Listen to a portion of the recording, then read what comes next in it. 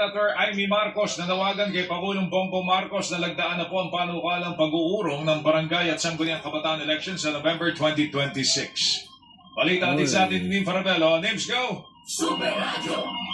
Nanawagan si Senator Amy Marcos sa kapatid na si Pangulong Bongbong Marcos na nagdaan na ang panukalang batas na nagpapaurong sa barangay at sangguniang kabataan na eleksyon. Sa panukala na inaprubahan ng ika-11 na Kongreso at nagsasay ng pasya ng Pangulo, ipinatatakda sa unang Lunes ng Nobyembre 2026 ang barangay at SC election sa halip itong itaon sa darating na Disyembre. Ayon si Senator Marcos, 6 na buwan ang inaabangan ng mga barangay at SC officials kung mauurong o hindi ang eleksyon at karapatan niya ng mga opisyal na malaman kung hanggang kailan sila sa pwesto. Pinuna naman ng Senadora ang matagal mo ng pagbago ng panukalang batas sa Kamara bago yun na maipadala sa Malacanang. Noong June 11 pa, inaprubahan ng Senado at Kamara ang panukalang batas ukol sa pag-uurong ng kambal na eleksyon. Pero nitong July 10 lamang, ipinadala ng Kamara sa Senado ang nilagdaang panukala at dito namang July 15 lamang ipinadala ng Senado sa Malacanang. Sabi ng Senadora, hindi karaniwan ang ganitong matagal na aksyon sa isang panukalang batas. Batay sa konstitusyon, automatiko magiging batas ang panukala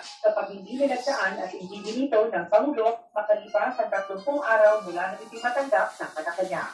Ako si Minsa Ravelo ng Super Radio, DWB, dapat ito.